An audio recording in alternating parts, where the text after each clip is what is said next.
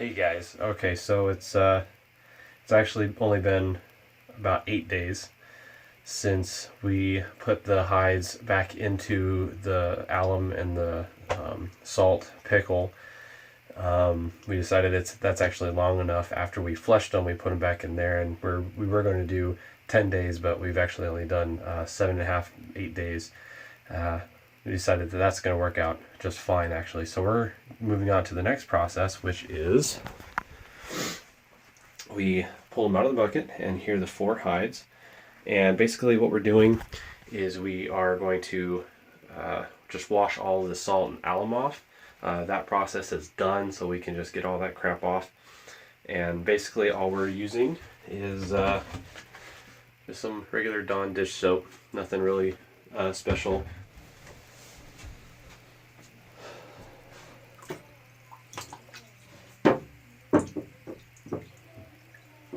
Okay, so what I've got going here now is I just got it in some warm water. Obviously the water in the bucket from the pickle has gotten cold. It's been sitting in our Arctic entry for the last week. So I just ran some nice warm water to kind of heat up the hides a little bit and help loosen up a lot of the fibers. And so now we'll just go ahead and get some dish soap on these.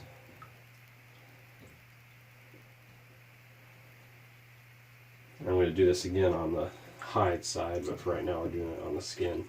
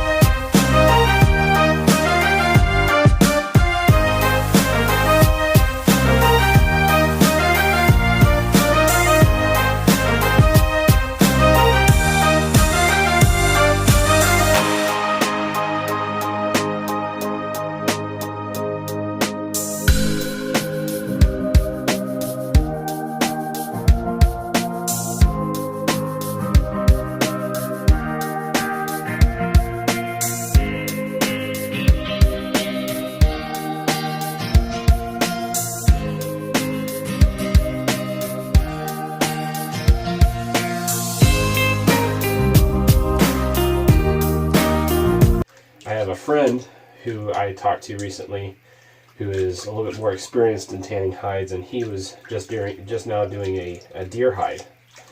And he said what he did with that one is he threw it in the dryer.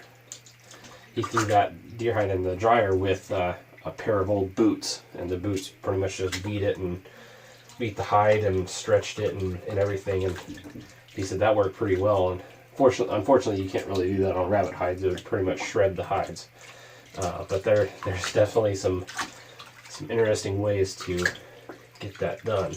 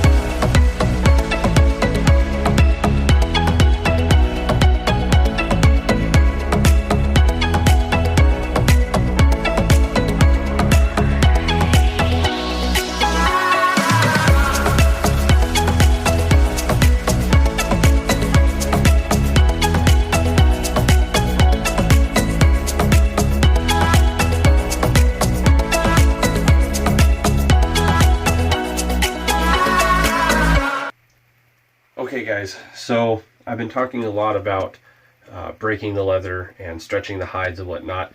And I realize I haven't really been showing you or explaining too much about what that actually looks like.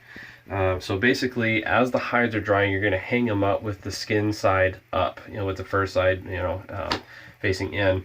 And you want to have it near something warm. We have a fireplace, and that's what works best for us.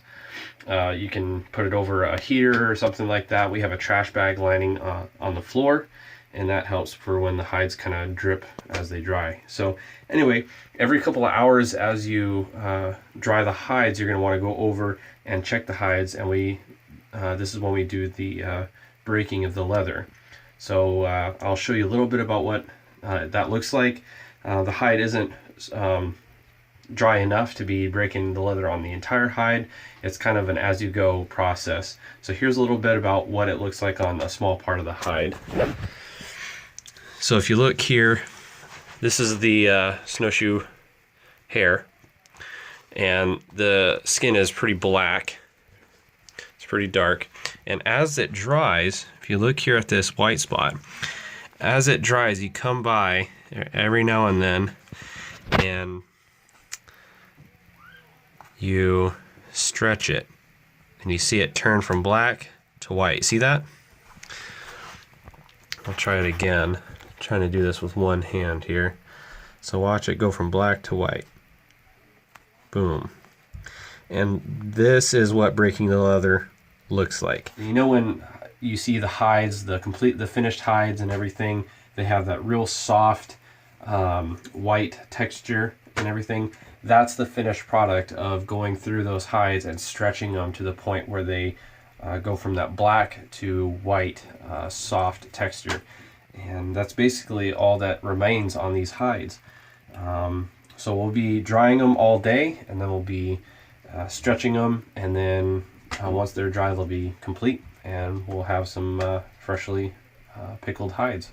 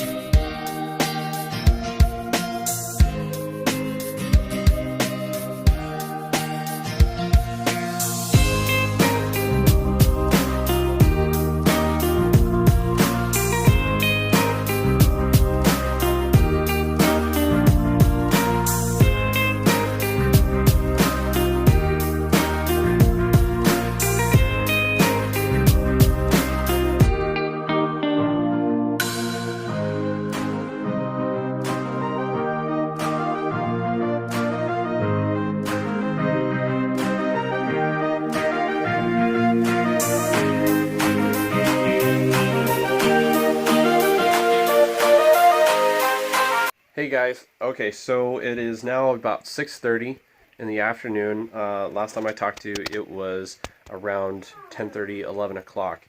So most of the hides are pretty well dried for the most part. They still need to dry for the rest of the day. But for the most part, the breaking of the leather and everything is pretty much done. So let me show you what we got. Okay, so first off, this is the snowshoe hair, excuse me. And like I said, this hide, this skin is very thin and very, very delicate.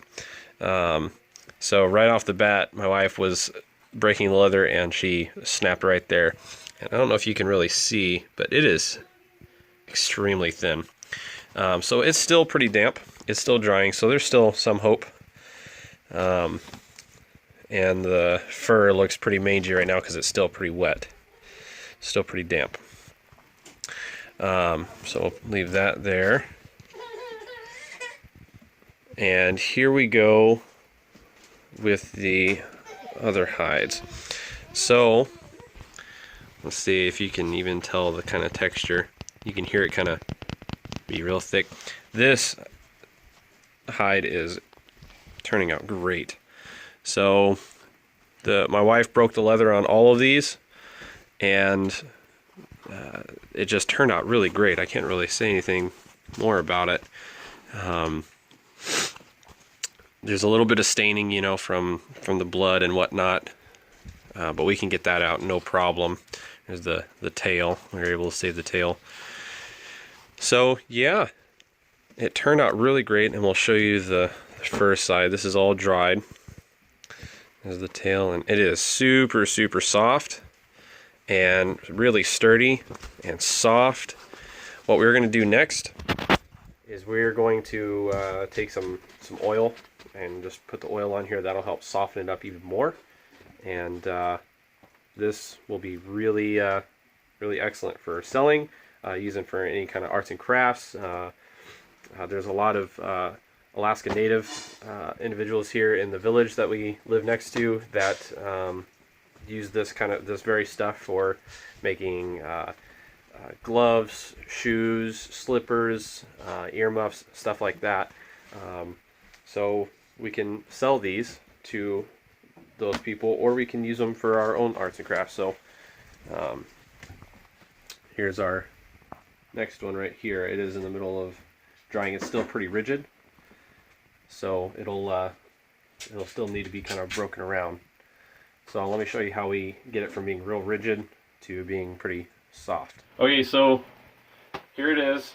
As you can see, it's a little stiff. It's real thick, real rigid, which is good, but we want it to be nice and soft. So one way you can do it is you can find a nice sharp corner in your bathroom or your kitchen, and you just slightly grind it just like this. Try not to get in the split right here, because then you'll just rip it all in half. But go this way, try to get closer to the top end, do the bottom half.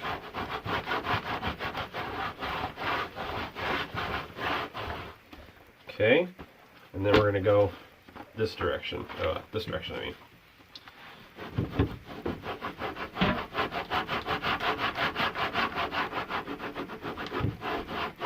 You want to be firm with this, but not so rough that you're going to rip the hide.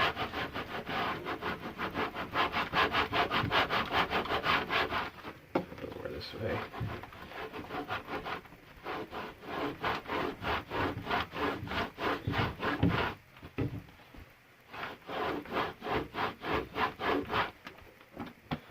And I don't know, you can't really tell on the camera, but it is a lot softer and a lot more pliable. So that's basically that. This hide still has a little bit more drying to do. The undercoat is still pretty damp, so it'll dry more, and then hopefully it'll be ready to go, and then we'll have some finished hides.